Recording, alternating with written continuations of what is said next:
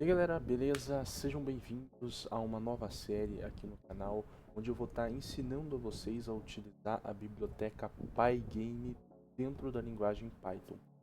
Nessa série nós não vamos apenas copiar código, a gente vai entender como criar um jogo do zero, né? Utilizando a biblioteca do Pygame.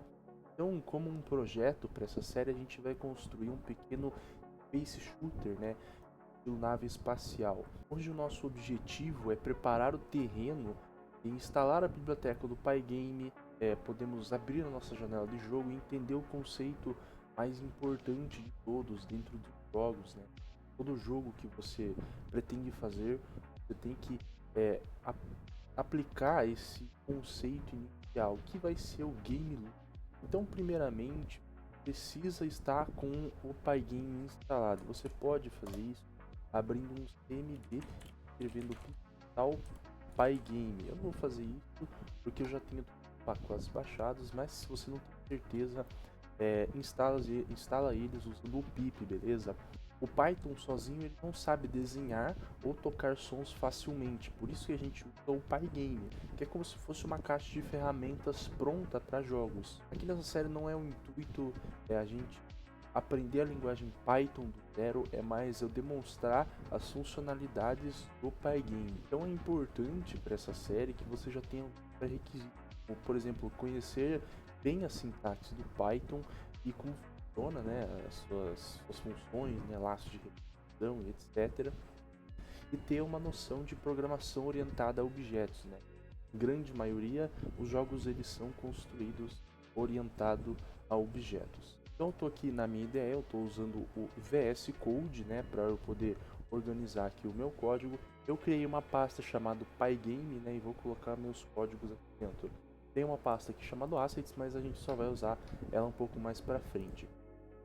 A primeira coisa que a gente precisa fazer aqui no VS Code, aqui no nosso código Python, é importar as funcionalidades do Pygame, né? Então, né, no topo, né, do nosso código Python, a gente precisa sempre importar as bibliotecas. Depois disso, a gente precisa iniciar essas bibliotecas.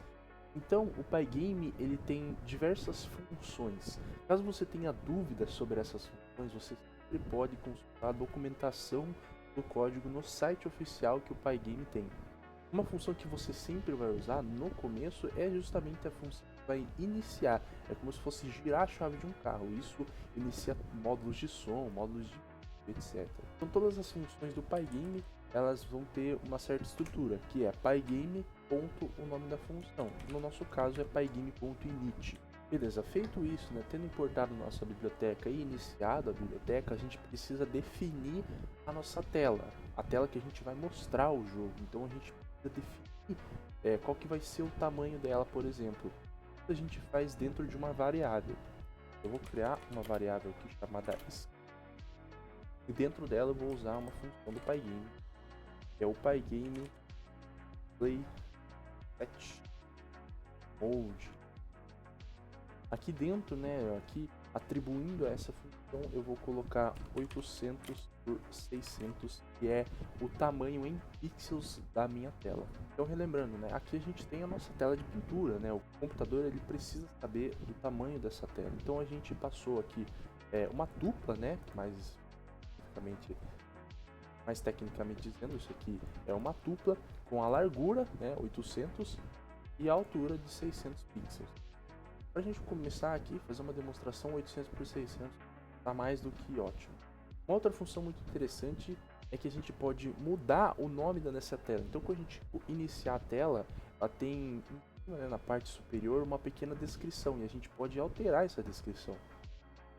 Para isso, a gente usa outra função do Pygame. Então, Pygame.display, e a gente vai dar o set caption, ou seja, a gente vai setar para ela um nome personalizado. Por exemplo, eu vou colocar aqui jogo Python para demonstrar. Se eu rodar o código agora, a janela ela vai abrir e fechar em milissegundos. Vou mostrar para você.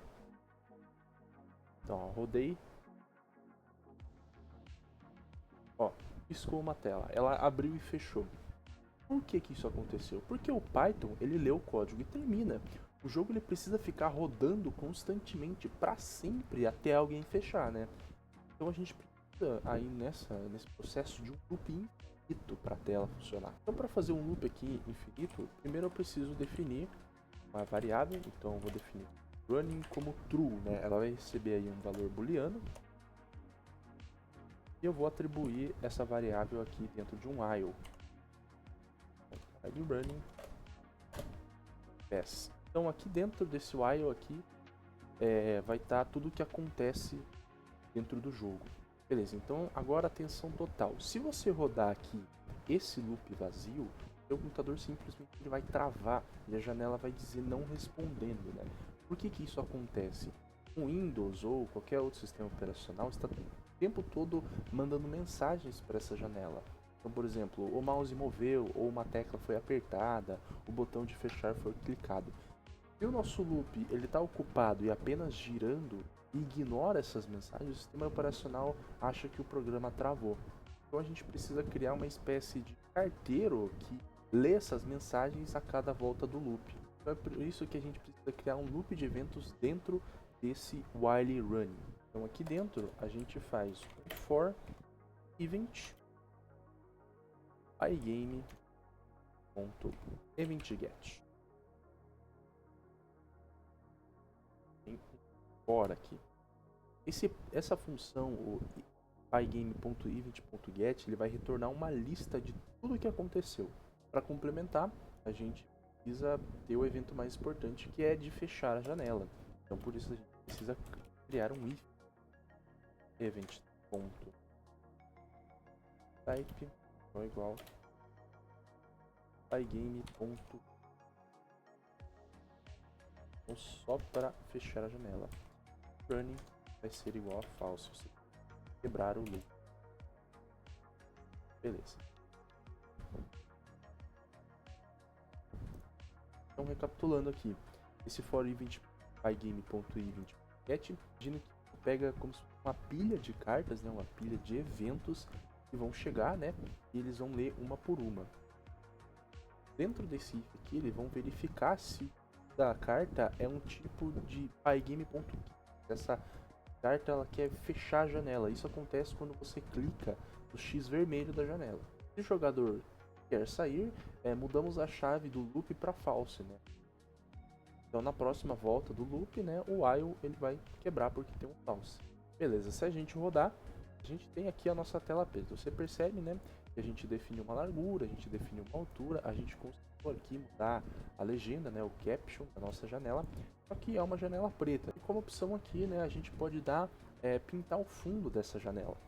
No computador, as cores elas são misturadas entre o RGB, né, red, green. Os valores eles vão de 0 a 200. Então dentro do nosso loop a gente pode usar uma função chamada hue e vai receber uma tupla. Dentro dessa tupla você coloca os valores de RGB. Primeiro é o red, né? Então vou definir aqui um valor 20, depois o green mais um valor 20, depois o blue que eu vou definir o valor 50.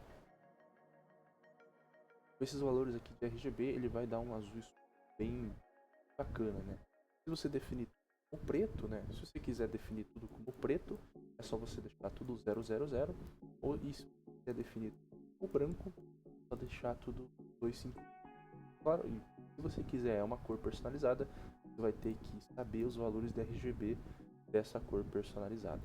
Antes de botar a nossa janela, de abrir a nossa janela, a gente precisa fazer outra coisa, que é atualizar o display. Para isso a gente usa outra função do Pygame, que é o display.full. Basicamente, ele vai pintar o rascunho.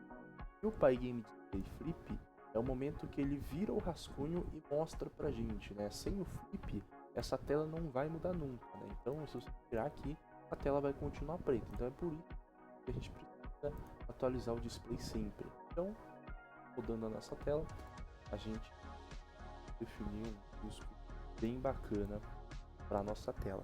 E aqui eu posso apagar esse pass, por exemplo, colocar Pygame, né?